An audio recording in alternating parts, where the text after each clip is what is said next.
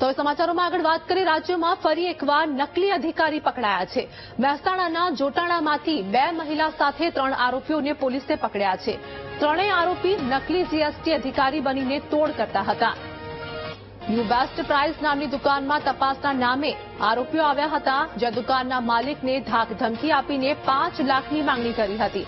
સિદ્ધિ દવે, શર્મિલા પટેલ અને કિરણ પટેલે દુકાનદારને ખોટી કાર્યવાહીની ધમકી આપી, જેમાં સાંથલ પોલીસે ત્રણેય આરોપી સામે ગુનો નોંધીને તપાસ આગળ વધારી છે। સંવાદદાતા સુધીર અમારી સાથે જોડાઈ ગયા છે। રાજ્યમાં ફરી એકવાર નકલી અધિકારી પકડાયા છે, જેમાં 3 લોકોની ધરપકડ કરવામાં આવી। સુધીર,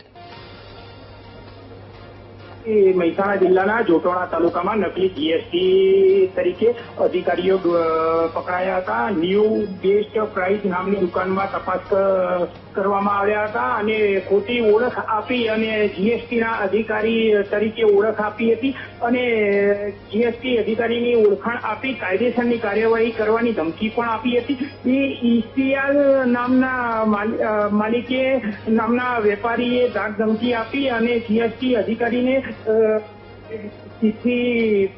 સિદ્ધિ દવે અને પટેલ શર્મિલા અને પટેલ કિરણ એ ખોટી ઓળખ આપી અને ધાક ધમકી આપી અને જીએસટીના અધિકારી તરીકે ઓળખાણ આપી હતી અને દુકાનદાર પાસેથી 5 લાખ રૂપિયાની માંગણી કરી હતી। સાંથલ પોલીસે ત્રણેય સામે વધુ ગુનો નોંધી અને તપાસ હાથ ધરી છે। જી આભાર સુધીર, સમગ્ર માહિતી આપવા બદલ।